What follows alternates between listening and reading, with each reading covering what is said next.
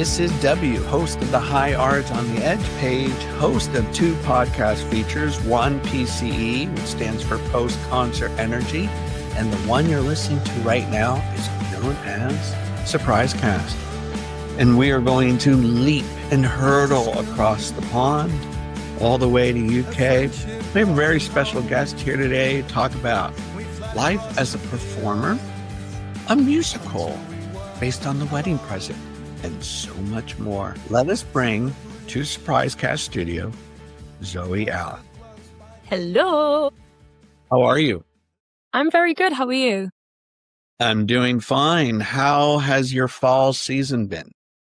You know what? I've really been embracing fall so far. I also love the word fall. It sounds so much more whimsical than autumn does, in my opinion. But I'm enjoying it so far. It's very nice. What have you been up to? Well, I'll be honest with you, I'm more of a summer person myself. So this fall, I'm really trying. I'm saying fall now. I'm taking your Americanism. I've been trying to embrace it a bit more. So I've been doing a few walks. I've been drinking some hot drinks. Very nice things, you know. Are you gearing up for Halloween? Yeah. Well, funnily enough, this Halloween's going to be a bit of a weird one because I have my graduation on Halloween this year. So it's my graduation on Halloween, which I hope is a good omen, not a scary omen. It's exciting, though. So tell the listeners, what are you graduating from and where?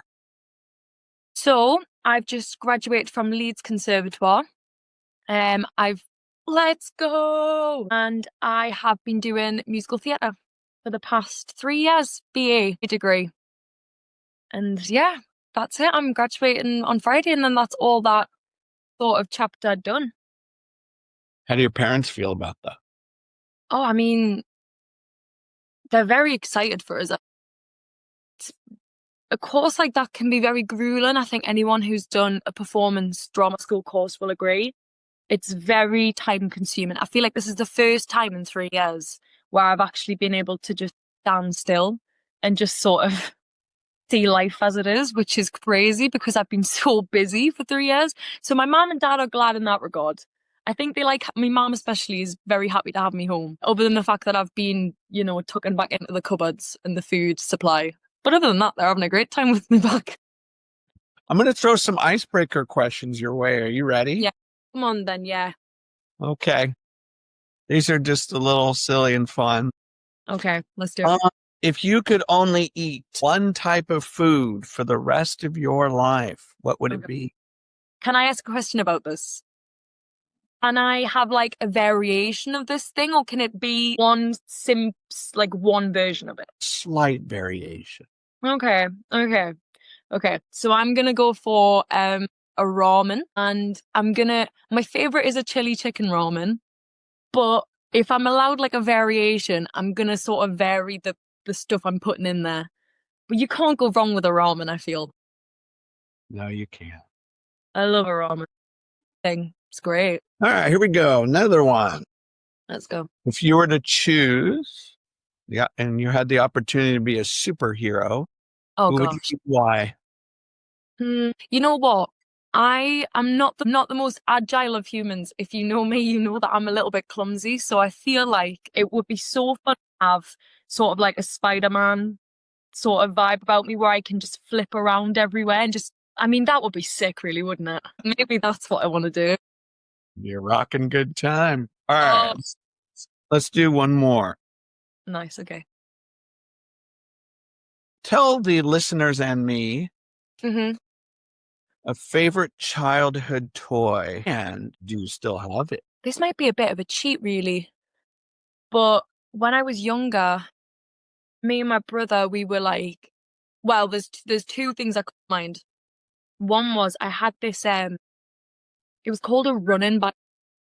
Essentially, it's just a bike, but without the pedals.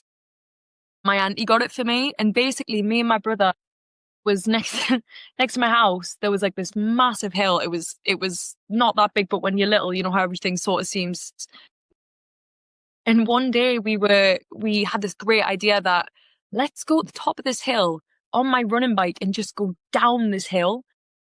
And I did just mention to you, I'm not the most agile of people. So you can only imagine how this ended up for me. I mean, like my mom, when she saw what I was trying to do, she's like, no more of this, Sophie. No more. But that running bike I felt powerful on it, man. Like it was, it was great. So I'd say that. And then later on, again, me and my brother, we were quite big fans of the Wii, the good old Wii. We were big Mario fans. So anything Mario Bros, Mario Galaxy, all of that stuff. Loved it. Well, you passed the icebreaker questions. Congratulations. Yay. I'm so glad. I'm going to read something to you from Good Grief, the Peanuts Pick Me Up. Fabulous. I don't know if you're familiar with Charlie Brown and the Peanuts. He's not on my radar, I'll be honest. Okay. Well, he's been on my radar since the early 80s. Wow. And the comics are very simple, but sharp and poignant. Okay. I'm going to read something to you. Charlie Brown and his sister are at home. Charlie Brown is watching television. His sister, Sally, walks in and she says, "Has school started yet?" Charlie Brown is staring at the TV and he says, "Good grief, no.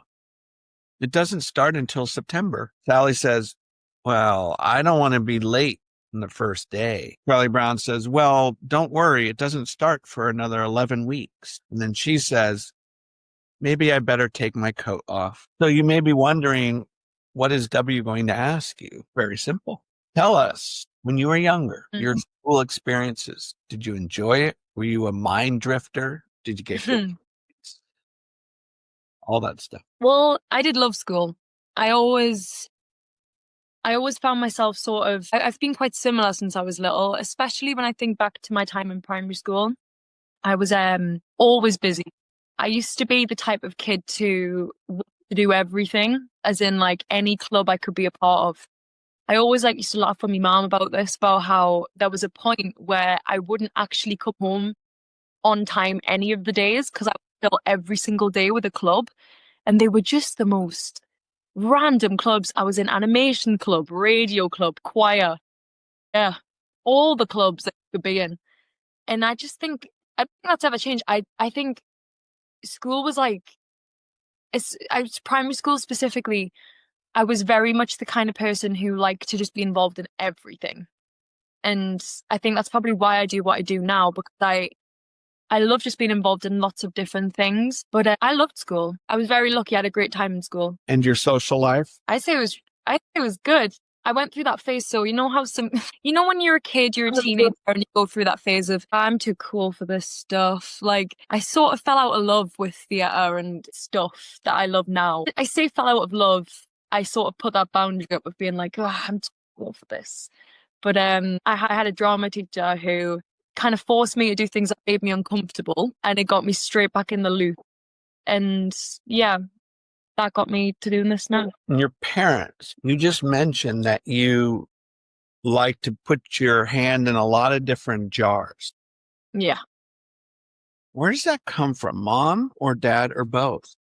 Well, it's funny because I don't know, because my mom and dad are both, especially with the creative arts, neither of them, that's not their bag at all. Do you know how some people come from quite dramatic families and then it passes on through? I think with my family, we actually sort of skipped a few generations because my mom and dad love music and the arts, but they're not creatively driven, I think, in the same way that I am. My great grandma, though, she was. So we always sort of think, well, maybe it was a generational thing where I just sort of skipped there and it just sort of landed in me, I guess. You also mentioned that you really enjoyed school. You didn't have any struggles at all? Any what, sorry? Struggles? I was very lucky. I really was. I think the main thing that I struggled with was that I definitely went through a phase where education in itself wasn't something that I prioritized, as in I wasn't really focused, I suppose, which now looking back on it, I regret. I mean, I wish I could go back into a French class and actually pay attention, or go into a history class and actually, because I love that stuff now, and I'm like, oh, so you had it right in front of you. And when you're in school and you're sort of going through this phase of, it's just school, you don't realize how important those things are, or to me, how important those things are. So I do think that's the main thing I would go back and change now, if I could. You're close to your parents? I am, yes. Tell us about, what do they do? My mum works at a college and my dad works at a council. So it's very local sourced jobs where it's, that's sort of the vibe that they do. Yeah. That's wonderful. Who you most like, mom or dad? It's a hard question because I think as I get older, I realize I definitely have bits of both of them in me. But my mum, I think we're just so, I started working at a pub near my, over the summer last year. It was like a part-time little job. And people would come in and they wouldn't even have to talk to me and they would know that I was my mum's daughter. They'd be like, "You're Deborah's daughter, aren't you?" And I go, "Yep, yep." Which is lovely because obviously, I mean, I love my mum so much. So it's always a compliment to be told that you like your mum, you know? It's a joy. In terms of growing up, tell the listeners, where did you grow up? Yeah. So you might be able, some people might be able to identify my accent. Some people kind of don't. Some people think I'm Irish or I'm Welsh, which is rogue, but I'm not. I'm from the northeast. I'm from Gateshead, which is a little city just off of Newcastle. It's the north of England, so we're talking like the very top of England, that way. That way. Why am I picturing it to be very cold? Oh, it's cold. It's cold. Yeah. I think the most impressive thing, so it's kind of like a known thing. It is very cold here, but in like winter time, people are just built different here. Like it'll get to around this time of year, you'll go out in town like a night out or something, and there's girls just with no jackets on, just braving the cold. I mean, you have to respect it, you know what I mean? Was music a big part of your upbringing? Yeah, I think it was. My dad is very musically inclined and he likes a big variety of music. So I think I grew up on the things he enjoyed. And my mom and dad are very much the type of parents who like on a weekend, they'll be sat in the living room and they'll just have like music channels playing all the time. So I'd always sort of get into music that way as well. But I think it had a big impact on me, the kind of music I enjoy because of the music they enjoy. Yeah. So tell us some of that. My dad was very much into bands like, he loves Arctic Monkeys, Pulp, The Smiths. Let's go. Oh my gosh, it's like we planned that. Queen. I like lots of different things. Funk, disco, soul, like lots of different genres. Yeah, no particular kind. Let's go. Should we sing the national anthem together? How are you like, it's like you knew that I was going to say these things. You've just got random props just ready to pull out if and when. Yeah, but lots of different genres. And I think I've got a very eclectic music taste now. And that was definitely influenced by them. The Wedding Present. Yes. We will get into their impact a little bit later, but I'm going to share this with you now. My brother came home with a CD, and on that CD, it was a compilation, and it had like Spiritualized, Felt, The Wedding Present, and he handed it to me. He goes, "Oh, I think you would like this." And I put in my CD player, and The Wedding Present came on. I think it was track number 3, 4, whatever. This is back in 1989 or 90. Within seconds, I fell in love with the band. Oh. My question now for you is, tell us some bands that you instantly gravitated towards. This has changed for me recently. So I mentioned to you, I went to Leeds for uni. The great thing about Leeds uni is it's a conservatoire. So it's not just a performing arts school. There's lots of different music courses there. And I was introduced to a variety of genres I've never really been in the mix of before I went there. And a genre I really fell in love with was jazz music. I never really listened to jazz music before, but the music scene in Leeds there's a massive jazz culture there. There's a jazz festival every year. And I remember I was sat listening to some of the bands. I mean, it was actually during my first week of uni in a freshers event. I went to a band called Heritage. And I remember being in that audience and just thinking, wow, like this isn't just technically amazing. It just felt amazing to listen to. I don't know. It just was such gorgeous music because it wasn't just jazz. It felt like a mix of jazz and soul and a little bit of funk. I just never heard anything like it before. So I think the band Heritage, it sums up my time at uni and it means a lot to me. That sound means a lot to me now.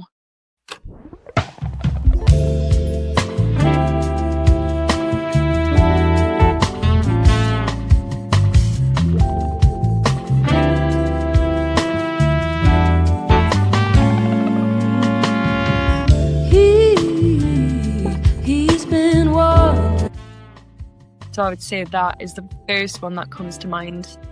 As I mentioned, like a lot of bands probably of more of an influence from when I was younger. So the Smiths, I love the Smiths. Queen, I've always loved Queen. I don't think many things. Yeah, just a real variety, really. It's strange though because there's not really a particular sound that I gravitate towards. I love a mix. Yeah. That's wonderful. Your palette is wide and diverse, sounds like. Yeah, I'd hope so. I mean, I'm always open to hearing other sounds, things that I've not heard before. I'm very open to that kind of thing. Before we get into your role as a performer, I do want to ask you this because I think the past really connects to our present, right? Yeah, for sure. Can you tell the listeners and me an extremely impactful moment during your childhood or teenage years that still lingers in your mind today? Yeah. Let me just think of one. So I told you earlier, I had this drama teacher in school. And I remember when I was first realizing how interested I was in the performing arts, there's a fear there, I think, because there's always that thought of, yeah, but what if it doesn't happen? Like, what if this is just sort of something I'm wishing for that won't happen? And I actually found a document I'd wrote to myself, like a little like diary entry kind of thing. And in the diary entry, I was so set to English language at uni and I wasn't going to do anything to do with this. But I had this teacher in school who, she was just sort of, she always pushed me to do the things that I never really thought I could do. I had to perform in assembly in front of a bunch of people who were like mine. And I don't know about you, but at that age, that is the scariest thing someone can ask you to do because it's like, oh, my life will be over. I'm doing something a bit scary in front of kids my age. But I did it. And I remember I was like, maybe I can do this actually, because that wasn't that bad. And I still am really grateful for that community of people that I built up in that place because they definitely made me realize that this is possible. So I think that's probably a starting point. That is so refreshing to hear, and I'll tell you why. I was an elementary school teacher for over 20 years. I used to encourage my students to step out of their comfort zone every day. Yeah. Whether that be a small step or a big step. Mm-hmm. And I would use music in the performing arts to help encourage that. Some of the kids were terrified. Yeah. Because they had to get up and do a lot of improv. They would sing, whatever it may be. Mm-hmm. And some kids fought me tooth and nail. Mr. Frederick, I can't do it. I can't do it. I won't do it. I won't do it. So I would try to make accommodations to help that student. Yeah. And when they did it, they felt so powerful. And they could flex their low muscle.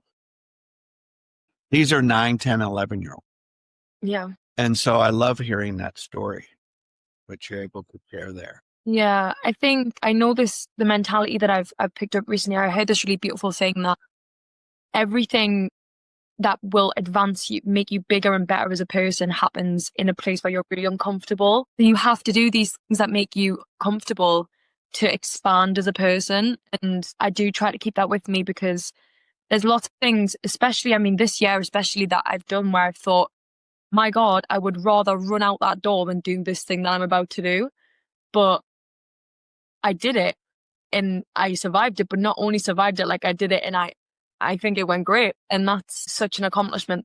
And it just makes you feel good about yourself. So it's a really important thing to do things outside of your comfort zone. Otherwise you don't expand, in my opinion. If you were to identify yourself as having 3 major characteristics that kind of define who you are, tell us those 3.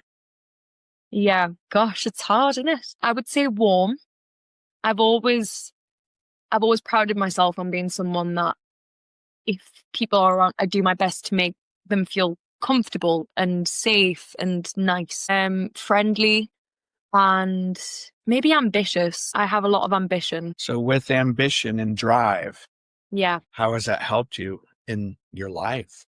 I think you have to back yourself to do anything that's creative, because there is the element of competition, but also you can't doubt yourself. Otherwise it's just, you're going to be your own worst enemy. So I think the ambition has always told me, even if something doesn't necessarily work, there's another chance coming or something else will come, and like I will back myself and carry on through that until it is my time or something great comes along, because I do believe those things will happen. So it's just being able to put yourself through time certainty, I think. Trust yourself too. Okay, I'm going to ask you a very difficult question.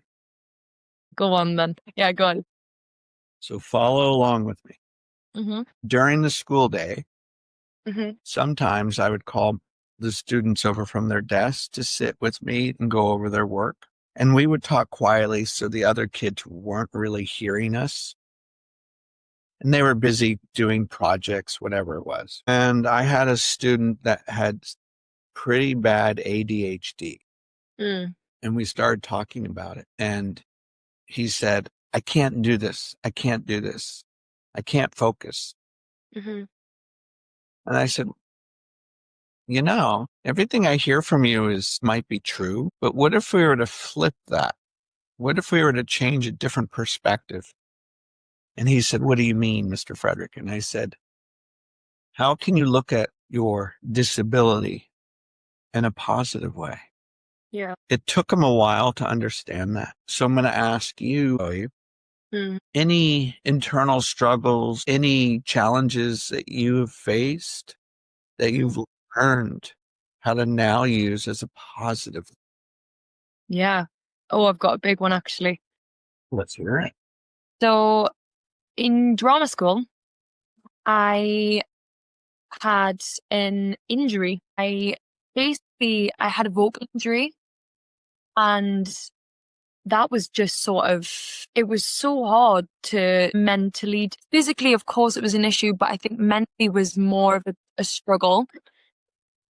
And I had to do a lot of my most important parts of training under those circumstances. And even though it was really hard and there was lots of times where I felt like it wouldn't work out, I'm happy it happened actually, because I came out the other side with a lot more knowledge and self-awareness. And I guess I'm just more proud of myself for everything I achieved because of the fact that I did it under those circumstances, because it's hard to back yourself anyway, never mind with that mental toll on top of you. So yeah, I think it's strange because if I were to go back now, I probably would do it again and not question it, as in I wouldn't want to change it for what it was, even though it caused me a lot of stress. It was worth it for the knowledge I've gained from that experience. So how do you view conflicts? Conflicts with family members, conflicts in relationships, conflicts with teachers, conflicts within yourself. Do you see them as major hurdles or do you see them as challenges? Probably say I see them more as I'm talking especially about them within myself. I don't think I've got to a point now where I don't think it's useful for me to to battle myself on things, because it's not helping anyone. I think I just have to take a minute to just step back, think it through, and try not stress out about it. Otherwise, I'm not helping anyone. That goes for any sort of conflict, I suppose. Communicating that through myself is really important. Yeah. And it's tough, right? As we mature and develop more skills, tend to gain more confidence in the areas that give us more challenges. And now we're going to move the needle one groove over, and we're going to talk about your role, your desire to be a performer.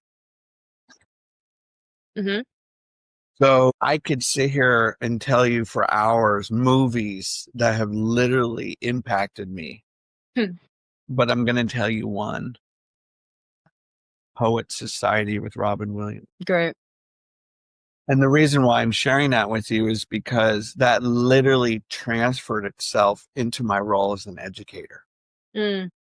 Every day, I would try to spin new ideas and make new connections with my students. Yeah. So Robin Williams was right there. Ethan Hawke right there. Peter Weir, the director. So tell us some actors, actresses that have inspired you along the way. It's so interesting, you know, because I try to think back to when I first started enjoying any of this, and I cannot put a pin in it. I couldn't tell you what it is. All I remember is when I was younger, I was one of these kids who, do you know that one cousin in the family who is getting the whole family to do like a show, and everyone else is like, oh, we just want to eat with Christmas dinner. Like, come on. Like, otherwise I'm like, get up guys, chop, let's do this right now. Action, go. And I remember when I was younger, I used to so there was me, my cousins, and brothers, we're all very similar ages. I used to audition them. Bear in mind, none of them enjoyed this, but I'd get them to come into a room and I'd sit with my papers and I'd audition them for a show that I'd write.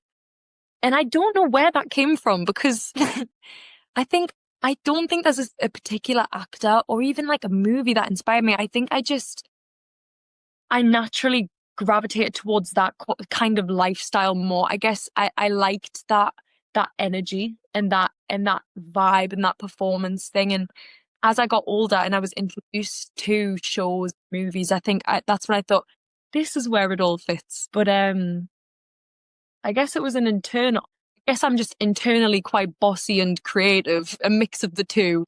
And that's how it came about. So no performances by Kate Winslet? Well, you've got to love Kate Winslet. I mean, that can't be denied. But I don't think so. Which is now that I say it out loud is quite. You know what will happen? I'll probably come off of here and something will come back in my brain, and I'll have to go, I thought something. So if something comes up, I'll let you know. You can always AI you back in. Brilliant. Great. Okay. Let's talk about acting, yeah? Mm-hmm. Let's go into a more technical aspect to it. Nice.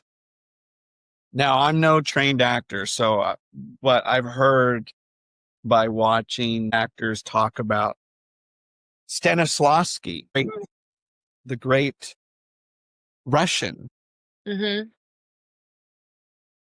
drama-based actor, if you will, teacher, scholar. And he talks a lot about emotional memory. Yeah. So when you were recalling personal experiences to well up, to generate those feelings in your performances and the acting that you do, yeah, that's something you feel comfortable doing. Yeah, I think the way I've been taught, it was always made very clear, if you're drawing on emotional memory, don't take it to a place where you're gonna really reap the effects of that. Because sometimes it can be draining and it can really weigh you down. So I think it's for each person finding a way of getting to that place that isn't unhealthy, because that can be a lot. I personally really like Meisner technique.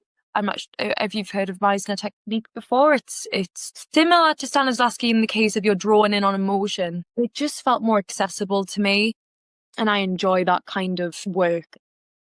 Why? I remember. Well, I think it's the feeling of it. There's no other reason other than we did a lot of different kind of practitioners' work, and I remember doing a Meisner technique with my friend, and basically the exercise just consisted of us saying a sentence back and forwards to each other, but you rely, it's not about the words anymore, it's about the feeling underneath.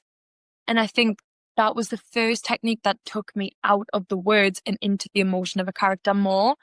I wasn't thinking about the things I was saying, it was more about how I was feeling and how I would translate that into the script then. And I just think it was the best way for me to translate those feelings in a healthy way, rather than drawing on things that make me exhausted, to be honest. Because I think, especially when you're doing something that requires a lot of emotion, I think there's like a tendency to panic a bit and be like, I need to stir up big emotions to make this look good. But that would kill you, man, if you did that every single night. Like, that would be, is a lot. So it's accessing that in a way that's more safe, I think. Is it hard for you to draw and conjure up overexcited emotions or tempered, simmered emotions? It really depends, because, I mean, I'm just going to use reception with it being on topic. There was a scene where there was sort of like a bunch of gal pals, which was one of my favorite scenes that we did. And the energy in that scene was quite big and happy and full of life. And I think under those circumstances, I didn't struggle with that kind of play. But in comparison, I've done things before in uni where I had to play over the top big characters. And sometimes it's hard to draw those emotions, which are in a similar vein, but I guess it depended on the day or what I was working with. Yeah, it just depends, really. We're going to do something a little different. In Okay. this next segment of the conversation, I'm going to read 3 quotes to you. Yep. And as a performer and actor, I'd love for your response. Mm-hmm. Here we go. The first one is from Michael Caine, the great actor. And he says this: the job of an actor is to bring a scripted character to life. Mm. The essence of the job is not to show oneself, but to disappear into the. What are your thoughts on that? I think it's. I mean, I agree in the sense that performing, it's not. I was going to say I agree because I feel like it's not about you anymore. But then, whenever I've worked in a character, I find it hard to not take some of you into it. That's just how it feels sometimes. But I guess that's the thing of how people work, isn't it? Because some people completely don't want to have any resemblance of themselves in a character. But sometimes, I guess, if you're playing a character, especially one that almost has similar qualities to you, it is easy to almost go, how would I feel in this circumstance? I guess as I'm doing jobs, I'm learning these things and what works for me, because I'm still very much, I mean, you never stop learning these things. So I agree with what you said, but it's just from person to person how they work. So what helps you, Zoe, disappear to the character? A lot of contextual work, I think. I did a show in uni called Pippin, and my character was very open to interpretation in the sense of who that person was and the backstory of that person. The minute I was able to create a contextual backstory for them, it allowed me to sit in it a bit more and to exist as a person a bit more. Rather than it just be given what is on paper, it becomes who your version of that person is. And it allows you to just be in their world a bit more, in my opinion. Even if that world is a bit darker. I would say so, yeah. Ready for your next quote? Yep, go on then. Next quote goes like this. This is from an actress by the name of Annette Bening. great American actress. And this is what she says. Acting is not about being famous. It's about exploring the human soul. I love that. I do too. And I'm going to ask you, because I think it's kind of a hybrid here. Mm-hmm. I imagine as an actor, you want some recognition. Mm.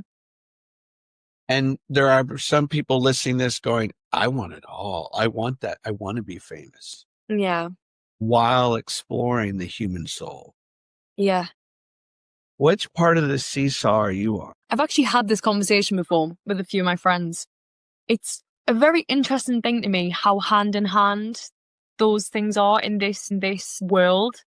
How you reach a level of success and that instantly translate to fame for some people. It definitely would, if it was my ideal world, I would love to be in a world where I can do a job I love that makes me feel creatively fulfilled.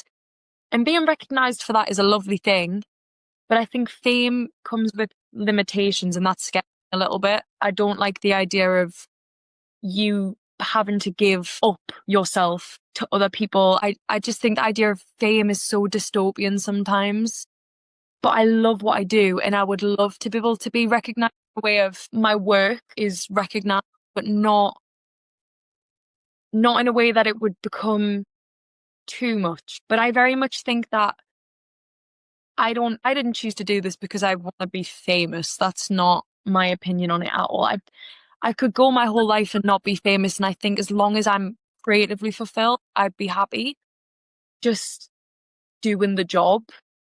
In an ideal world, I would love to just be making enough so that I can sustainably do this job.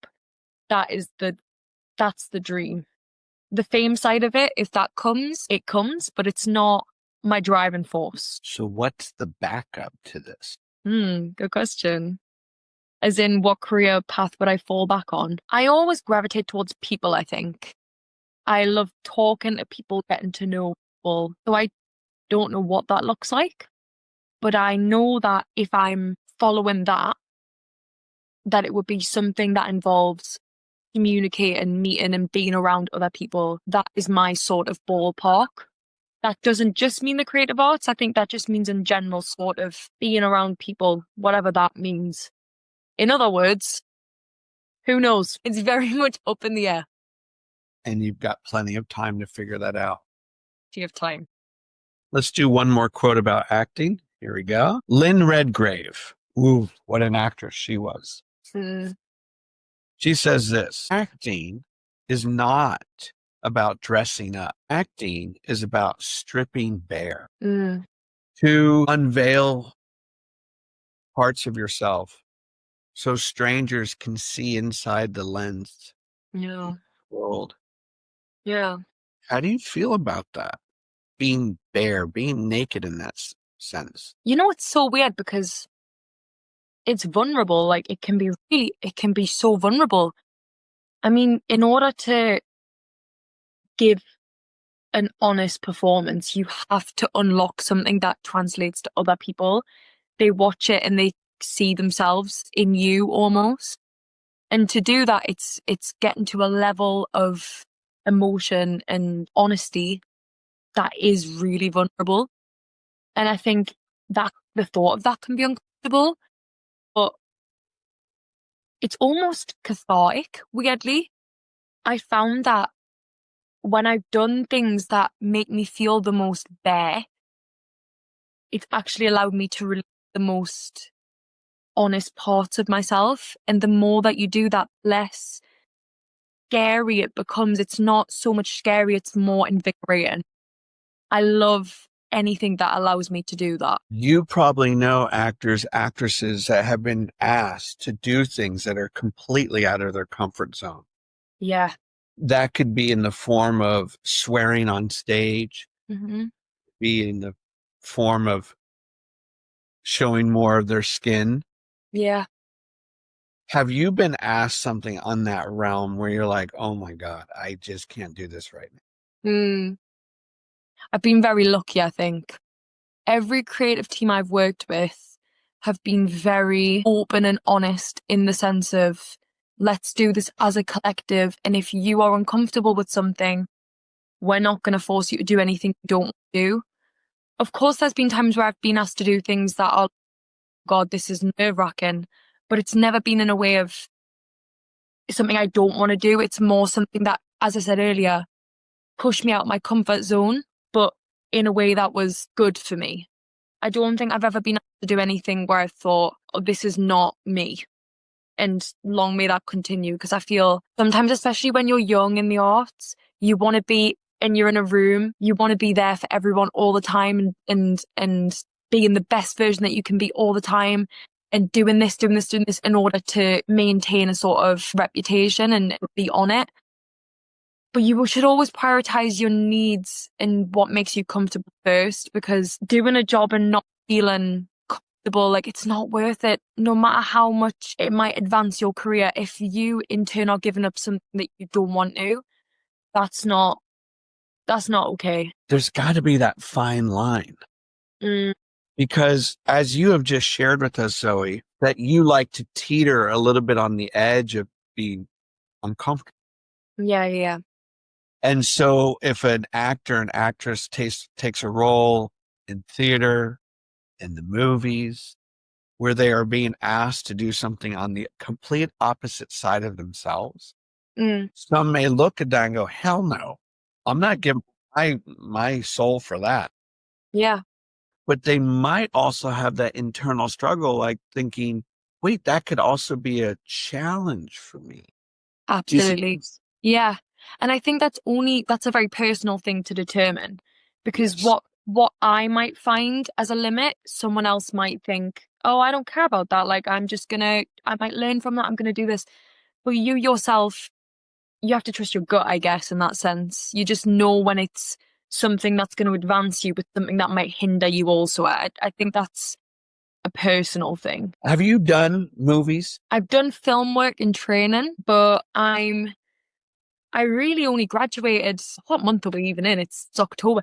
I only finished uni in June. So it's all brand new for me now. So I would love to do movies. That is the hope. And you're ahead of me, because that's what I was going to ask. Is that something you would entertain? Absolutely.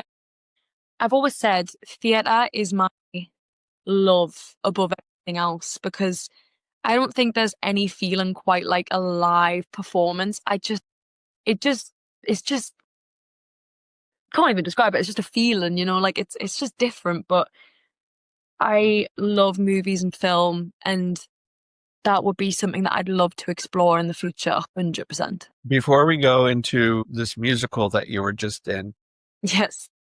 I do want to ask you one more question, because it's always been fascinating to me. Okay, so I've read reviews, I've seen interviews where actors, actresses in movies, it could be PGR, pornography, whatever it is, and they are done with their work. Some have a hard time turning off their characters, and some can go, you know what, that's just my job. I'm done with it for the day. I can go home and do my relationship. My question for you, Zoe, is it hard for you to turn off the valve whilst you're in a performance? Yeah. I would say no. However, when we did reception, there was a scene in reception where, am I allowed to explain what the scene was? I don't know if this is like a spoiler for any, in case it has a future life, but I'll do it briefly. There was a scene that required a lot of emotion from a lot of the characters on stage. And I think that was the first time where I had to really go to myself, all right, Zoe, like, it's just acting, like, we just have to go through. And it was interesting because I had to then think of new techniques in order to be like, right, let me turn this off now, because I can't take this into the next scene or the next part of the evening or anything like that, because then it's not healthy for me. So I don't struggle with it. I haven't struggled with it, but it is something that I was introduced to for the first time, where I then had to think of ways to deal with that. So it has happened to me before where it has been hard to turn off. It just depends on the scene, I guess. Yeah. And knowing myself, it would be very hard. Mm, because I get so immersed inside that head, that world. yeah. And even when I was teaching, which is nowhere to the level of what you're doing, but when reading a book to my students, I would completely lose myself in the characters and take on different accents. And I would find, even after school, I would kind of talk like that character. I'm like, what am I Yeah. doing? What am I doing? And if I find a mirror, sometimes I take on Robert De Niro and do Taxi Driver. It's very hard for me, even again. Yeah. But this is the thing. I always find that some people have that, and I've kind of been like that always, where like when I'm younger, I've invested in like creative things quite a lot, and I hold them in me. But that isn't always like a negative thing, or like an unhealthy thing. It can actually be the opposite for me. I sometimes find that when I intake all of these things, it sits in like a nice little place that I care about so much. But it is being able to, if it's too much, being able to distance yourself from it as well is very important. Have you been asked to call upon your emotions that have nothing to do with your gender? Meaning, have you been called to portray someone that has more masculine qualities to themselves? Yeah, I have, and I loved it. In training, we did this talking about things that really pushed me out my comfort zone. This was before I did a lot of my sort of more public things. It was when I was probably a bit more in myself. We had this class, and it was basically a class where we had to do big character song numbers, musical theatre songs. And I I did a song from a show called Something Rotten, and the character I played was William Shakespeare. And William Shakespeare's character in this is played by Christian Ball originally, and it's just the most flamboyant but sort of peacock masculine energy thing. And I basically, in order to like get into it, the class was singing integration with a woman called Anna Bosch, and she is fabulous. She's an amazing teacher. And we all sort of, to do this class, we all came in like dressed up as our characters and stuff. We had to come into the class, and it was almost like improv. You had to sit as your character. You had to give your music as your character to like the pianist. And you just had to be that character. You just had to exist as them. And I remember like beforehand, I was thinking, what the hell? This is terrifying. But the minute you get in there and you just exist as that person, you just have, it was like 110% belief. I'm like, I am William Shakespeare. Yep, I am William Shakespeare. Like, it's crazy how that mindset just, you have to believe it. Otherwise, it makes it uncomfortable for other people. Like, if you yourself are comfortable in it, people are just like, cool, cool, I believe it. But yeah, that was a big stretch from me, I would say. The greatest thing about performing, as I used to tell my students, is that it builds empathy. Mm, Because if so and so can do it, you can do it.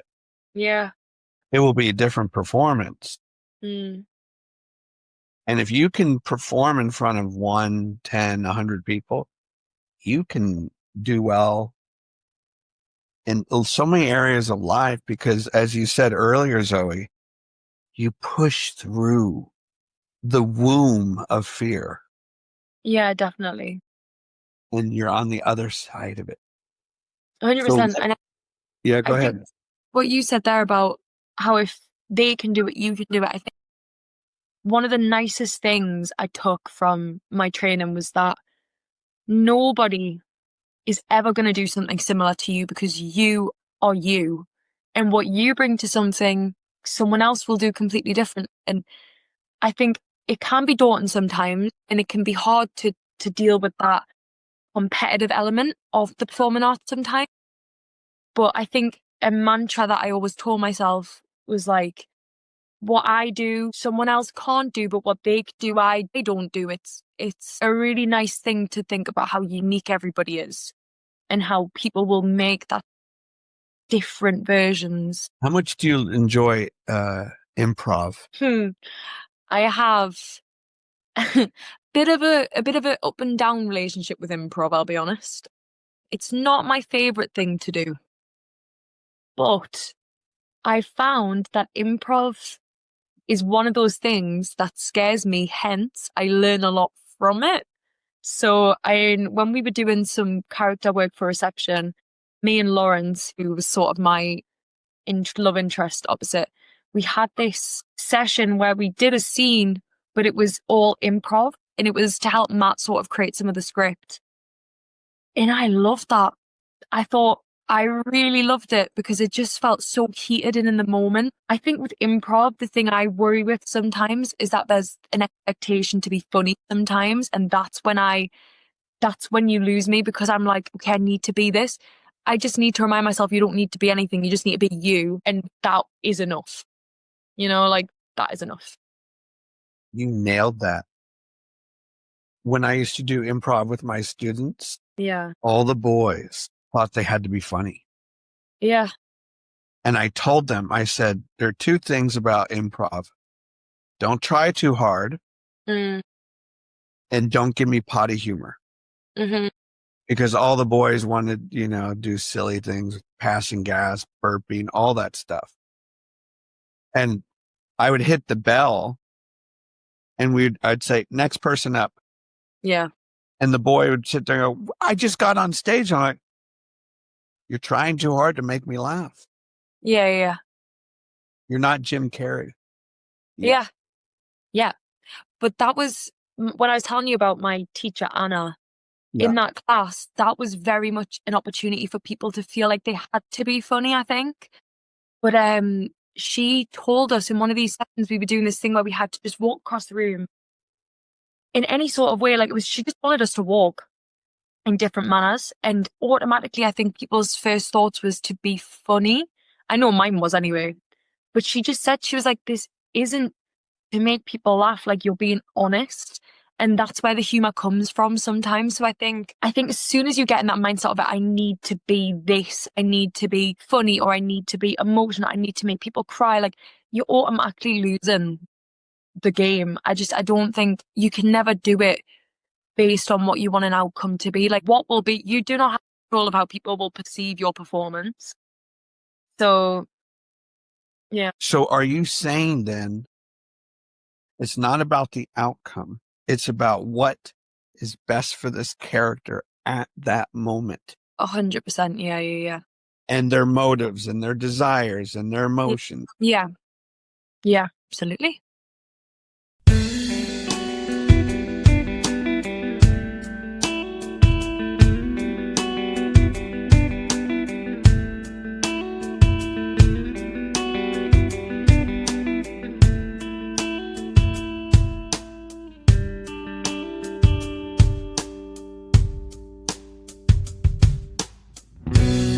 So shocked when I said I'm leaving, but I think I shocked myself even more. For what it's worth, I knew right then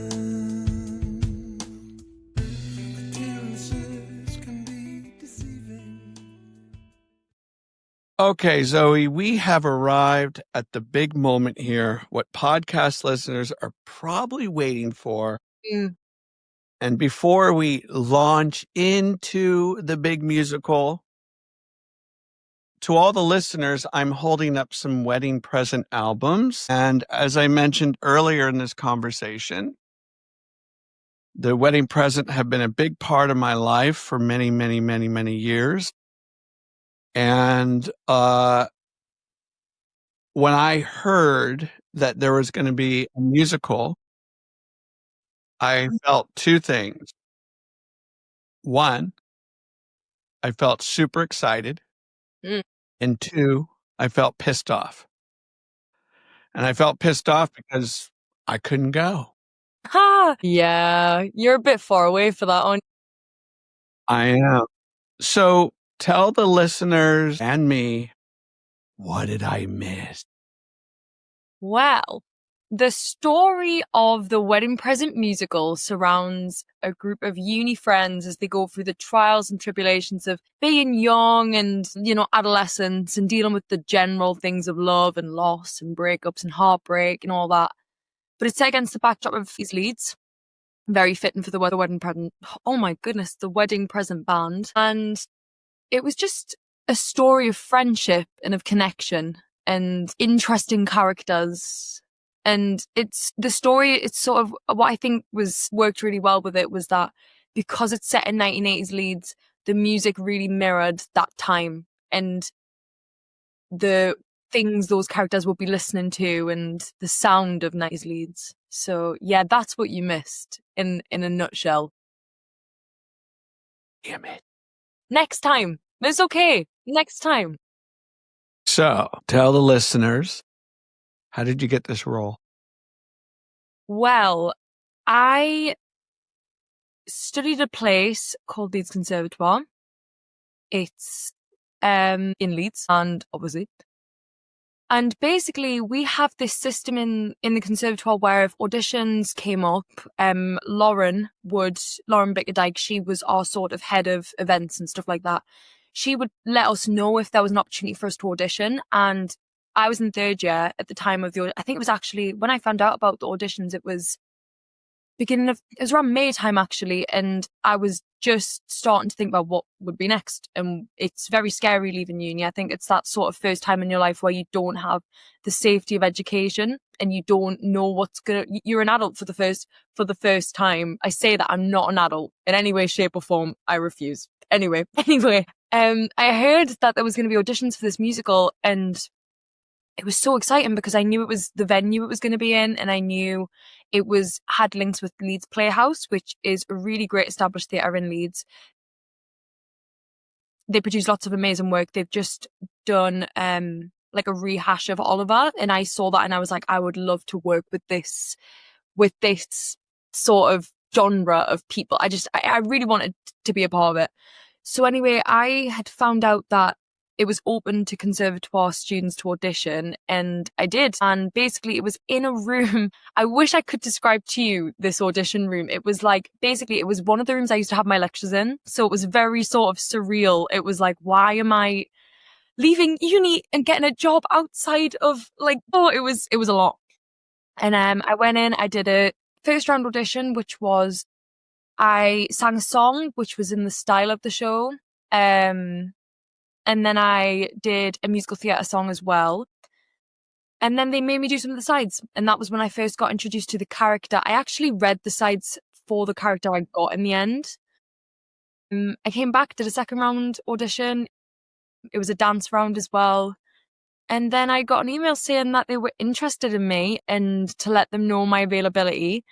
And obviously I was buzzing, but I didn't want to tempt fate too much. Yeah, let's go, Mike. I didn't want to tempt fate too much. So until I got that confirmation email, I was like, yeah, this would be brilliant, but let's hold back. And then I got the role. So that's sort of the story of that, yeah. Did you say you had to sing a little bit for the audition? I did. Could we retrace those steps a little bit? I thought you were going to say to me, can you sing a bit? And I was like, I don't think so. Well, that's what I was going to ask you. Because in retracing of those steps, yeah. let's go back in memory and time. And let's pretend we're back in rehearsal. Let's go back. Could you give us a little snippet? I could. I basically sang Teenage Dirtbag, I remember I sang in my first audition. And I know, how hilarious is that? And I also sang, I don't know if you're familiar with Jason Robert Brown. No. So he's just a musical theatre composer who I really enjoy his sort of discography. And he has this song called I'm Not Afraid of Anything from Songs for a New World. And it was one of my go-to musical theatre songs. And I just loved singing it. And I remember that I didn't expect to have to sing it in the audition.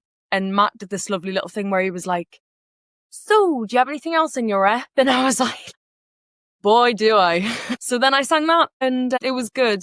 It was nice to get a balance, actually. I don't know if you've heard any of the songs from sort of well, I guess if you're not familiar, did you know the last 5 years or something like that? Those shows the sound of those shows is so significantly different to the Wedding Present. So it was really fun to do a mix of those in an audition. What would you like to hear right now? Because I'm unprepared. I would love for you to sing a snippet of whatever you want to sing. Okay. I don't care if it's Mary Poppins. I don't care if it's the wedding present, whatever you feel comfortable and stepping out of your comfort zone. Oh, that's it. Is that a rehash to the past? That little rehash to our past conversation. Yes, it is. I'm going to give you what I can, but do bear in mind, I'm a little bit under the weather, but that's okay. So I'll sing. Oh gosh, can you give me some? What's your favorites? I'll see if I sang one. Oh my God. Okay. So I could do Rotterdam. I could do anything off Sea Monsters. I could do Click Click. I could do My Favorite Dress. I could do Shatner. Nobody's twisting your arm. I love My Favorite Dress. That's a beautiful song. I didn't sing that one, but I will do. What did I sing? Okay, I'll do Little Silver. I did a little bit of Little Silver in my track, if you're familiar with that one. Great. So this song came at the end of the show. So it was introduced to me quite late, and I loved it because it was really sort of emotionally.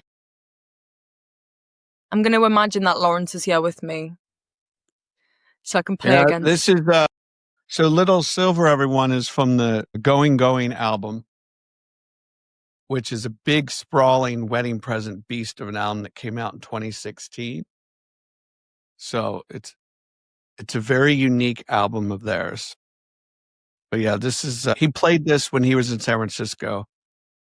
You look so shocked when I said I'm leaving, but I think I shocked myself even more for what it's worth. I knew right then.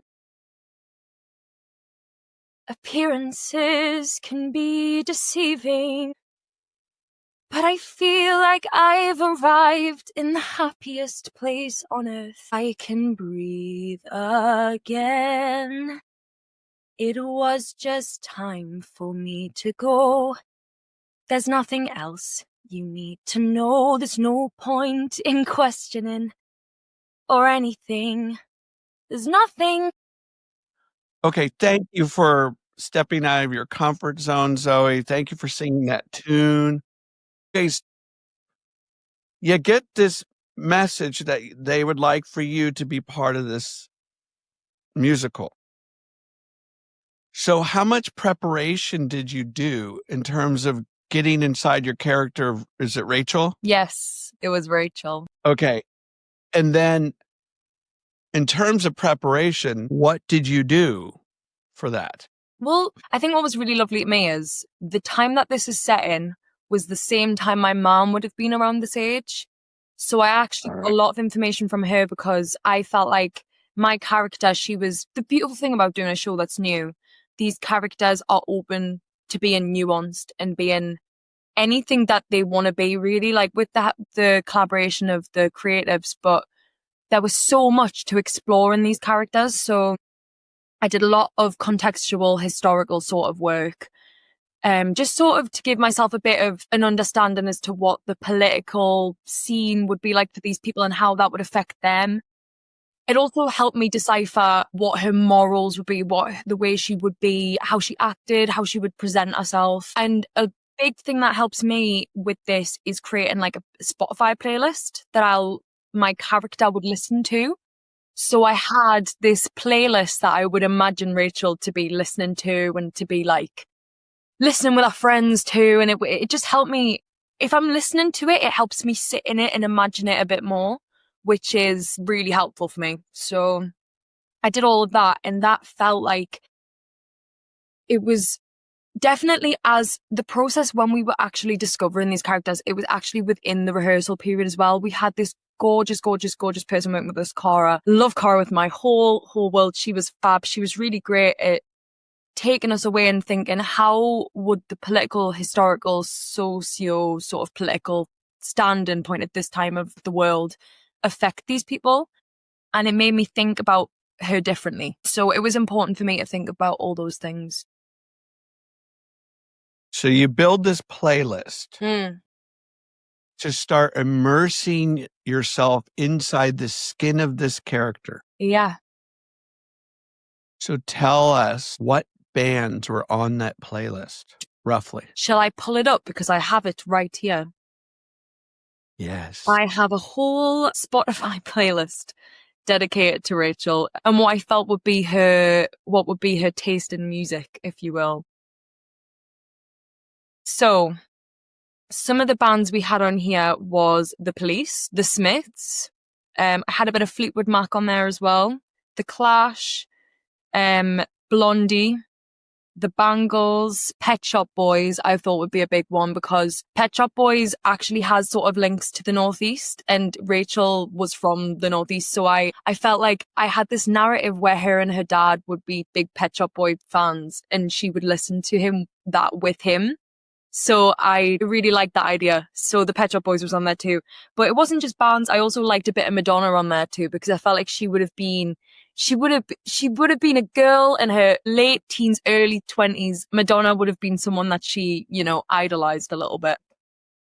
That sounds like a juicy playlist. I think so. So let's go back to methods of acting. Mm. So we talked about a little bit of Stanislavski. Yes.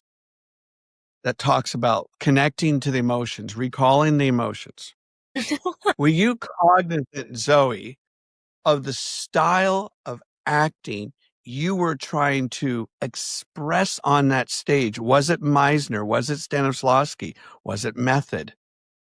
I always just think that my natural instinct is to be, I guess you would call it Stanislavski in the sense of it's very naturalistic and it's human, I would say. I hope. That's what I hope for. I love digging into the real, genuine feelings and emotions. And I did mention to you earlier that I loved Meisner for that reason, because I felt like Meisner is a great way to access genuine, real feelings.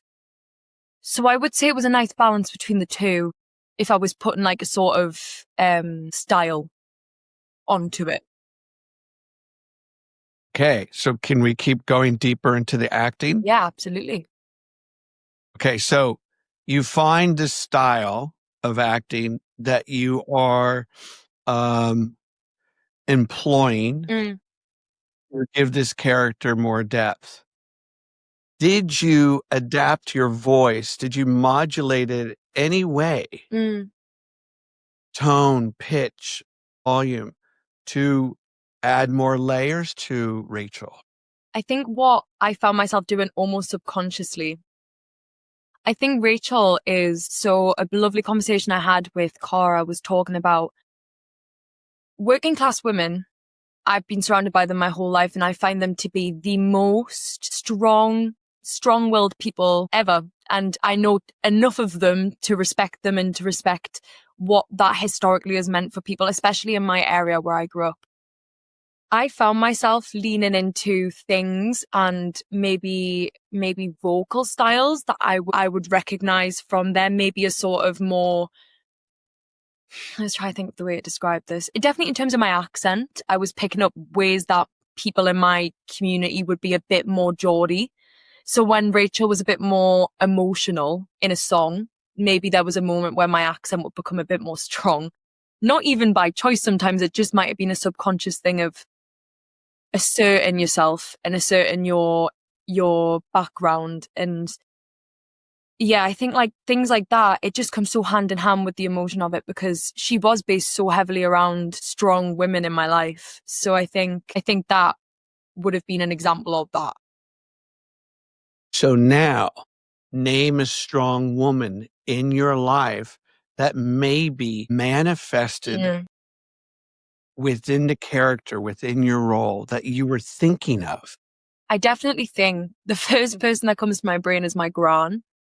My gran, and I've always said this, she's like the type of person that she'll say whatever, whether you want her to or not. Like she will, in a room, she will say what needs to be said. And I respect that from her a lot. And I really hope to be like that myself when I'm, But I think the reason I took it from her is because sometimes I think people underestimate the power of a strong woman.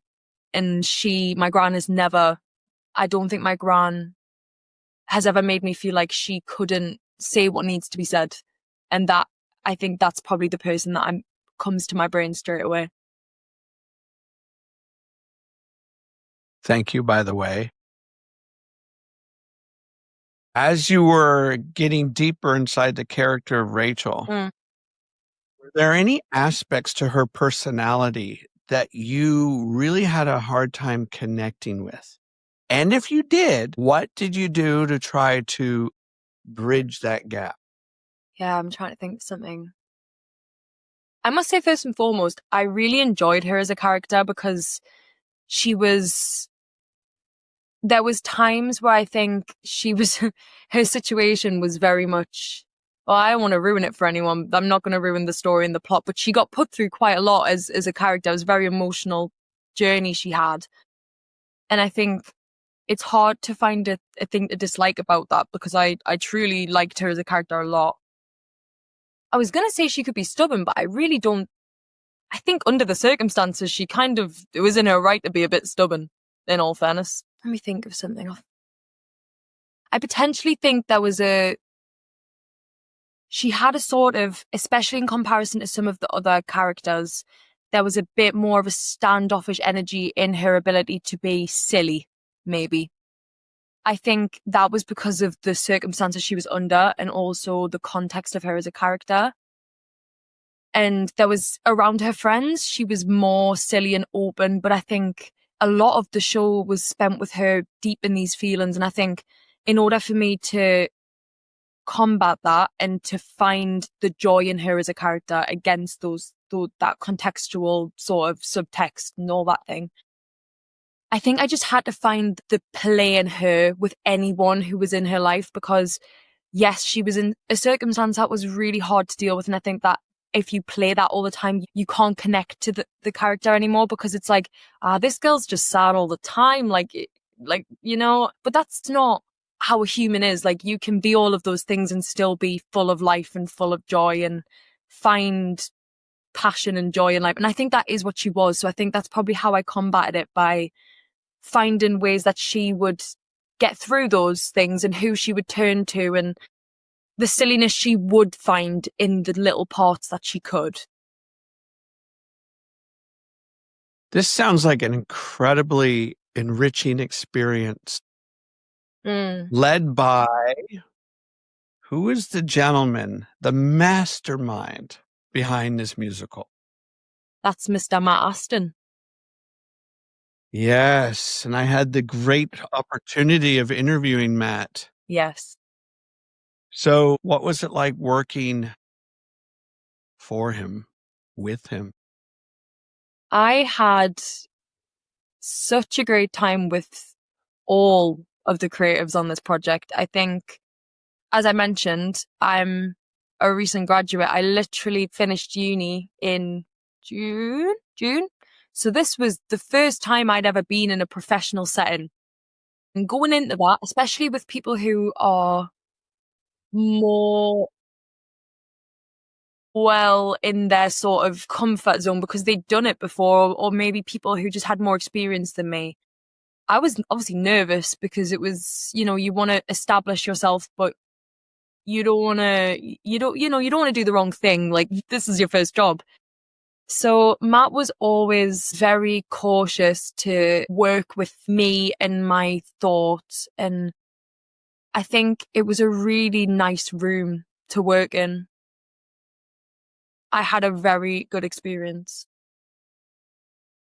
Is Matt the type of director that spends a lot of time rehearsing?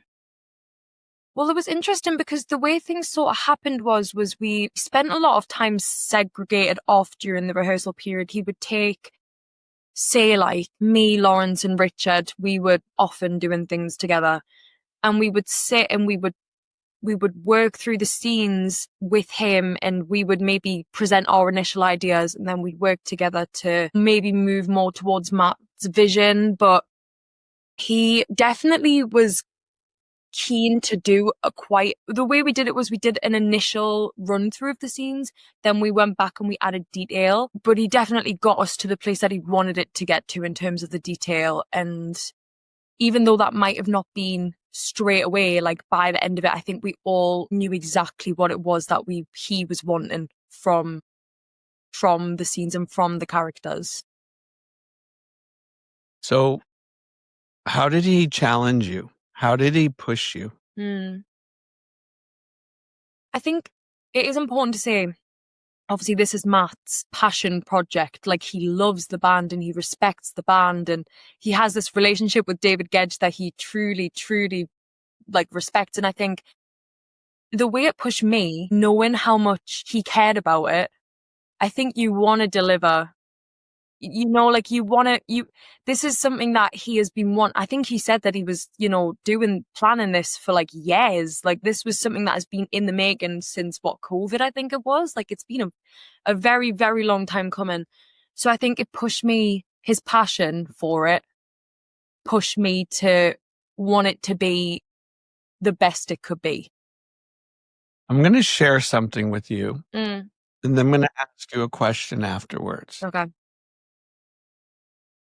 So with my 9-year-old students, we put on a big play for the parents called A Journey into Ireland. Mm. And the main protagonist was really struggling with her Irish identity. Mm-hmm. And she had to do a report on Ireland. She didn't want to have anything to do with it. She was transitioning to a teenager. And I told her, I said, here's what you need to try to do with this character. I want you to look at the Irish flag, and I want you to try and find peace in the middle with the white. Mm-hmm. At the very end of the play, the character writes a letter, and her arc has been achieved.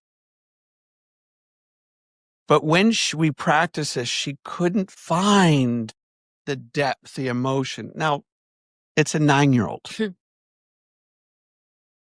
And we were trying all this music and all this. And finally, I found this song by Daniel Johnston called True Love Will Find You in the End. Mm. I play it for her. She's doing the last scene. And she nailed it. And she looked up at me and she said, I get it now, Mr. Frederick. I got very choked up. And I said, good. Now do that tomorrow night. So my question for you, Zoe, at all, during this time of building this character, finding the character's voice and motivations, were there any moments that you were really struggling? You couldn't find that voice. Yeah. You couldn't find the meaning in that scene. Yeah. Yeah, there was, because I think what I said earlier kind of links to this. I sometimes found myself struggling because the goings on of this character and the things she goes through are things I, thank God, have never had to experience in my life. So I think there was a moment where, I mean, for me, I always find that I bring myself a little bit into my character. Whatever it is I'm doing, a little bit of me comes in, whether I choose it to or not, it just does. And I found that there was an element of Rachel that I really had to wring out, because I didn't want her to just be the things that made her life hard. I really wanted her to be open and joyful and someone that people could see themselves in, and like a real human with lots of levels.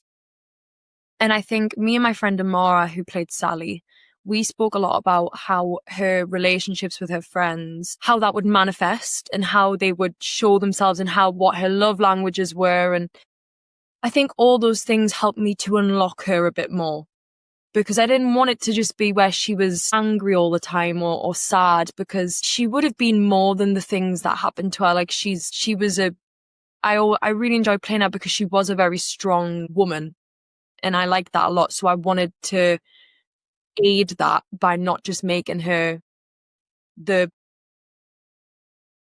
more heavy elements, I think. I understand that, Yeah. and that makes complete sense. How many shows were there think there was 16. There wasn't that many. There was like, I believe there was 16. I might be pulling that out of the air. So let's just say it was 16. Give or take, right? When do you feel like the cast found its rhythm, its timing, Oh its my God. essence? I think you know when that's happened because you can feel the energy on the stage. I can't explain to you. I think so. When you open, you have the fear of, oh, how is this going to be received? How are people going to react to this? Because you don't, especially when it's new work, it's never been done before. Like nobody knows how that's going to be received to other people. So I think the first few performances, everyone was a bit like squeaky bum time. Like, how is this going to, like, everyone was a bit like, I just want to get this right. I just want to get this right. And then it got past press night because press night obviously is the big one in terms of people coming in and really perceiving it. Once press night was over, I think you could just feel everyone kind of go and breathe. And I think everyone started to sit in it a bit more. And I could tell that through the way people were performing. So the choices people were making on stage, like it was still keeping to what we'd rehearsed, but it just felt like grounded. And it felt like, the best part for me was being on stage with people as characters that are friends and just feeling like I am just talking to a friend right now. Like it doesn't feel like we're acting. It just feels like we're friends in a place together. And that was when I knew it was settling. But I must say it is hard because with the show only being on for, maybe 14, 16 times, it goes so fast. So by the time you get to that rhythm, it's done again. But yeah. Tell us about your experience speaking with and getting to know David Gedge, if that happened. Well, we met him on the first day, I remember, because we all had this sort of introduction session that all actors love to do, when you do the classic, like, what's your favorite kind of biscuit kind of thing, like one of those icebreakers. And we met everybody in the sort of cast and the creative sphere. And David was there. And I remember on the first day thinking, this is terrifying. This is his life sort of work in his, I know he was sort of apprehensive at first to make, to see his music be in a musical form. And I think we were all, I can't speak for everyone in the cast, but I know that I was a bit scared because I remember him watching us sort of working because he came in it must have been 2 weeks later, he came back to watch us do. And I think it was me and Lawrence doing Brass Neck. And he sat in and he watched us do that. And has this sort of outward look where you can't tell what that man thinks. So I was like, does he like it? Does he like it? Like, I can't tell. He did. He liked it in the end. I do know that now. But obviously when you're in that room and, you don't want to make someone else's art feel like it's not theirs anymore. You want to make it as good as possible for them, of course. So I think it was almost like he almost was like a catalyst to make it as good as possible because you were like, okay, David Gedge is going to be around. So let's try do what we can. But yeah, it was nice. And it's nice that he was so interlinked with it. And I think he came and saw the show at least. Oh, he saw it a good few times, which was also good because it was nice support. Your experience with all these other actors. I imagine you probably made some really strong connections, some bonds, yeah? Yeah, I really did. Yeah. Is that important to you? After each performance that you do, each show, is that important to you? Yeah. I thrive on close sort of relationships and friendships. So I think one of the, when I first got into this kind of thing, the thing that I couldn't deal with, which ironically now is something that I love, I really struggled with this idea of getting close to people, honest, because when you do something like this, it's so emotional and it's so high energy and you do so many sort of vulnerable things together and you get really close to the people that you're doing it with. And then you move on and then it's sort of on to the next thing. And like, I think at first that concept was quite sad to me because I quite like stability in that sense. However, I also find it a very lovely thing because now I know that I've made so many lovely friends through that experience who are scattered around the UK, but I know that if I ever needed like a place to stay in London, like I have some lovely friends there now. So I feel really lucky. Like that group of creatives, they were amazingly talented first off. So that was always inspiring to me because it felt like I would watch them and go, wow, like this is a really talented group of people. And that pushed me to be as good as I could be. But it also just was nice because it made the experience so just enjoyable. Like I enjoyed being with those people every day. Like it would have, I think that experience, those people made that experience more than I could have asked for, really. If you were to go back Mm, and redo some of your performances for the Wedding Present musical, yes. what might you do differently? It's a good question. I think I would make more nuanced choices in regards to, well, I was about to say there that I would make more nuanced choices in regards to my vocal choices, but I think in the moment, I hope I used my vocal style the way I would do acting, as in it changed depending on the feeling. I don't think it's right to plan to do something. I think sometimes in musicals, there's a tendency to maybe show how amazing you can belt, and that is amazing, and I love that, and I think there's definitely a place for that. But I also love musical theatre, and I love performance where it's you belt because you're angry, or you're belting because like that's coming from somewhere. Like there's a reason why you make those vocal choices. Yeah, maybe if I could go back, I would lean into that a bit more. But I think I was happy with the way it went. Yeah, I was happy with what I did. And the reviews? Yeah, I was very grateful. I think when you are doing this first, when you're doing your first project, I had heard a lot of people say, listen, reviews are going to be reviews. It is what it is. Like, just let it happen. But it doesn't stop it being scary. I think art is so personal and it's such a part of you. And I think when you give that to other people you don't know, you're terrified to be like, what are these people going to think? Even though it doesn't necessarily matter, but it does because, it's going to affect you. You're human. I think the one that comes to my mind was, oh, bless, like, we had Frankie, who was on our team. She came up to me after one of the shows, and basically one of the bigger reviewing, as I say, companies, I don't know what you call it, but they're called The Stage. They do all sorts of reviews all over the UK. And Frankie was like, Zoe, I think you should go read the review that they've written on like about the show tonight. And I was like, oh yeah, cool. Yeah, sure, I'll do that when I get home. I read it and it was just a really lovely review. And it was just saying things that I guess like that's when I, for the first time, thought like, wow, like, I'm doing what I've dreamed of doing. It felt like that was the first time that I really, because it's so strange. Like even now, I don't think I fully recognized how crazy that experience was and the crazy things that came out of it.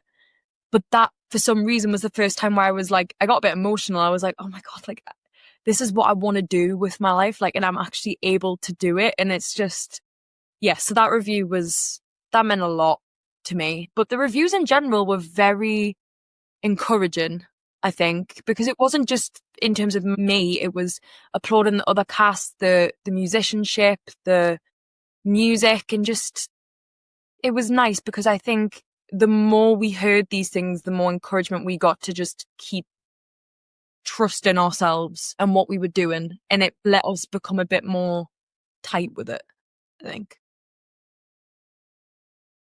So with the cast, Matthew Bugg, Zach Burns, Jack Hardy, Amara Latchford, Rebecca Levy. Yeah. Is there anything you want to say to them? I think everything that I want to say, I hope they already know that. I just think that they're all amazing. I think they were big inspirations to me, like all of them in different ways. And I've taken lots from them all individually. That this experience, like with it being my first professional, it was my professional debut. I mean, that experience could have been the making or breaking as to whether I wanted this, like it's your first experience in the world doing it. And I think if I had a bad experience on this show, it probably would have, I mean, I don't know, it might not have, but I maybe would have been a bit more deterred to carry on pushing myself to do this because it would be my first experience, and maybe I would have thought, like, it's not what I hoped it would be, but it was. And those people made that even more special to me. And I think they all knew how much I appreciated them all, but they're all just a very nice group of people. So I can't complain, and I have a lot of love and respect for them all. Who is the choreographer? Haley Del Harrison.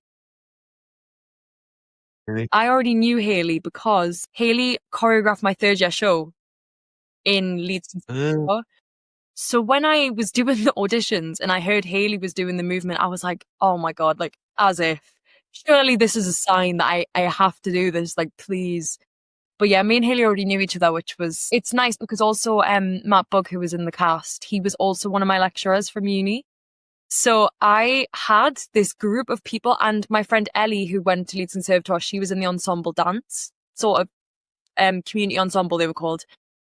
But I had so many people who I already knew going into it. And I think that helped me feel even more comfortable to begin that experience. But yeah, Haley was the choreographer for the show. Well, I am still bumming that I didn't get to see it. But I'm so happy for you and the cast, Yeah. the ensemble, of course, Matt, and it just sounded like a fabulous experience. So It's great. my hat to everyone that was involved. I want to read you one more quote. It comes from a book called The Subtle Art of Not Giving a Fuck. Have you read it? I think I've read parts of it, I believe, because I know that book's name for sure. It is called A Counterintuitive Approach to Living a Good Life, written by Mark Manson. Here we go. Questioning ourselves, doubting our own thoughts and beliefs is one of the hardest skills to develop, but it can be done. Here are some questions that will help you breed a little more uncertainty in your life. Question 1. What if I'm wrong? Question 2. What would it mean if I were wrong? And finally, question 3. Would being wrong create a better or worse problem than my current problem for both myself and others? So the question I have for you, Zoe, is I think I'm going to know your answer, but I could be wrong. Who knows? For you to feel that you are wrong, that you are uncertain, is that a motivator for you? Do you learn and appreciate being wrong? I do. I think in a way, I find that when I'm in a situation where I'm either wrong or I don't know the answer, like that's the time when it's what I mentioned earlier. I'm a little bit like, okay, now I have to force myself to sort of understand what I can do to improve or maybe to advance myself. So I think it's almost like trying to flip the way you see those experiences. Do you know what I mean? I guess if you go into it like, I can never be wrong, or I don't want to hear that I'm wrong, I don't think you'll improve from that. I know I wouldn't. So I guess I take those experiences and try to flip it more into a positive thing of, right, well, now I can grow from this. So I think that's. And do you apply that to also your friendships and your relationships as well? I would say so, yeah. Okay, well, you gave me the answer I thought you were going to give me. Imagine if I gave you the completely other opposite answer and you were like, oh, not what I've. Well, the reason why I asked is because I'm sure you know people that just cannot be wrong in their work, right? That they have a hard time stepping out of their comfort zone, hearing constructive feedback, whatever it is. And you strike me as a person where you take being uncertain about things as kind of a challenge. Like, how are you going to investigate it? How are you going to explore it so you can learn from it? Yeah, I'm really glad you said that. It's very nice of you to say, because I hope that is how I am. I'd like to think that is how I am, because I think that is one of the nice things about this sort of career as well, is that you're going to meet so many people with opinions that aren't your own. And art is so subjective. And I think it's taking the things that are helpful, because not all things are going to be helpful. I think sometimes there's a line between constructive criticism versus just not being a bit unnecessarily unkind. And I think it's knowing for yourself when to listen to those things and when to admit, okay, I can learn from this, or I can improve from this. And then also being able to support yourself to know, I did what I could. I'm working hard. Like, having those two things in mind is important to me, I think. What a beautiful answer. Thank you. What's coming down the line for you? So I know it's not as much of a big thing in America, I'm pretty sure. I'm doing a panto this Christmas, for the first Christmas that I'm able to do something like this, which is crazy. So a panto is obviously just a bunch of silliness and a lot of chaos. And it's actually going to be great, because I think it's very different to what I've just done for reception, because reception was a lot more emotionally investing, and it was just a different kettle of fish. So I'm very excited to do that. And then the new year is looking very exciting, I think I'm going to say. I think I'm trying to change my mindset about it all. Being in this industry, another joy is that you sometimes are in a bit of an unpredictable situation. And I think that's what the new year might look like. But I'm going to take that as it's unpredictable, but that's kind of exciting. Like, I've never had that before, where I've just got nothing planned. So fingers crossed. We'll see what happens. Okay. All righty. Would you like to recommend any albums, TV shows you're watching, or podcasts, or anything like that? A charity organization? Well, I would love to recommend, a sort of, they're not a charity, they're like a company, I guess, that I would love to draw recognition to, is a company called Theatre North. They're on Instagram or anything like that. You can find them on. I've always said, however far my career goes, like, something I will consistently advocate for is people in the north of England being able to have access to the arts and being a part of the arts, and not feeling like they have to be down south to do that, because it's growing. It definitely is growing, but I think there's still it's inaccessible for some people because of finance, and it's unfortunately very expensive. So I think any organisation, sorry, I will explain what they do first. They just draw attention to creatives in the north who are musical theatre, who can sing, who can dance, all that kind of thing. And they have been putting on cabaret performances all around the northeast, not just the northeast in Yorkshire, in Manchester. And it's just to draw attention to the talent in the north. And I think it's really important to do that, because the north is full of amazing talent and amazing creative scenes, and it deserves to be showcased. So that's what I would recommend to the world. Sounds fantastic. We are going to wrap this up with a little bit of fun. Let's go. And I'm going to throw you some lightning bolt questions. God, okay. And you just have to answer right top of your head. Okay, got it. Not stressing out all about that. Let's go. I like your courage and gumption. You'll be fine. Thank you very much. Okay, now remember, don't think. Just answer. Just answer. Yeah, okay. What is your favorite month of the year? July. Zoe, what is your favorite color? Orange. What is your favorite curse word at this moment? Bollocks. Is that a curse word? Kind of not, but I'm going to say it as bollocks. What'd you say? Can I give you another one just in case that one doesn't count? You give me 3 or 4, I don't care. Okay. Tits. Let's go.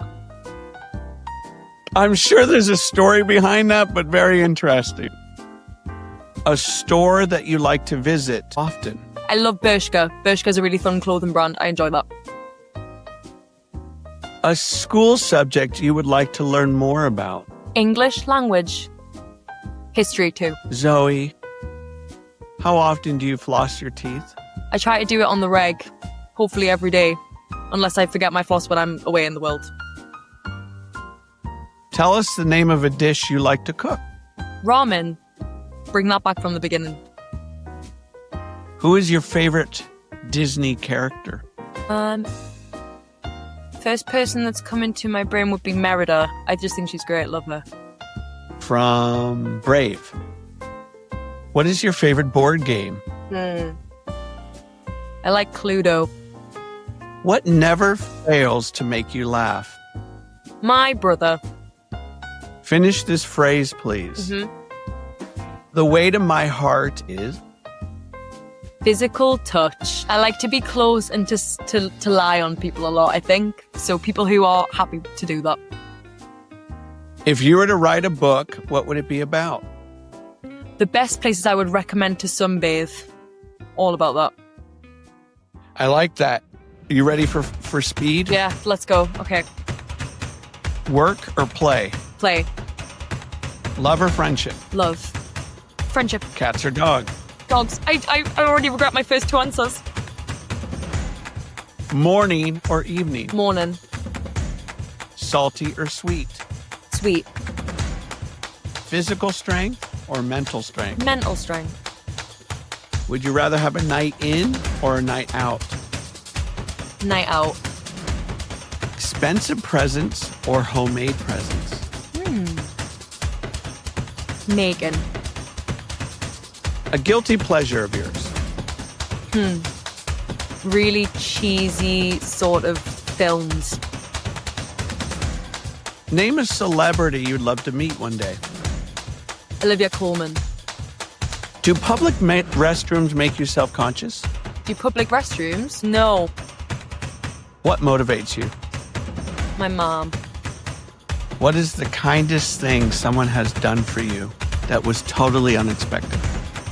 I mean, I'm always going to say, I'm always going to go back to my mom. She's given everything to me. I can't even think of a specific thing. She's just, the way she's dedicated such a huge part of her life to me, that to me is the kindest thing that anyone's ever done. One of your favorite wedding present songs? My favorite dress. What is your deepest fear? My deepest fear. Maybe it's ending up in a routine where I'm not content, in a life where I'm just not happy. Who is Zoe Allan today? Who am I? She is someone who is really content with who she's becoming. Isn't that nice? I think that's who I am now. I'm proud of myself. I think off the back of graduation, that's what I would say. Thank you so much for braving the podcast wilderness. That's fine. I had a great time. I want to remind everyone that they can follow you on Instagram, Yes, you can. Anywhere else? Not really. I'm mostly an Instagram sort of girl. We're going to end it with a quote, and this time we're not even going to talk about it. This is a book I recommend to everyone. It's called Braving the Wilderness by Brené Brown. She talks a great deal about courage and being vulnerable and how all these things in life stifle us. We let them intrude our lives and we become the victims.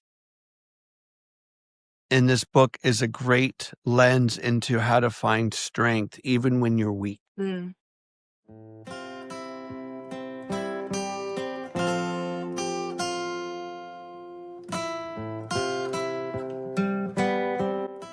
Many of us armor up early as a way to protect ourselves as children. Once we grow into adults, we start to realize that the armor is preventing us from growing into our gifts and ourselves. Just like we can strengthen our courage muscle for a stronger back by examining our need to be perfect and please others at the expense of our own life, we can exercise the vulnerability muscle that allows us to soften and stay open rather than attack and defend. My name is W. host of the High Art on the Edge page, host of this podcast feature known as Surprise Cast. And I want to remind everyone this great acting and performance is all around you. All you have to do is keep your eyes and ears open. Ciao. Yes, I was that naive. Yes, I was that naive.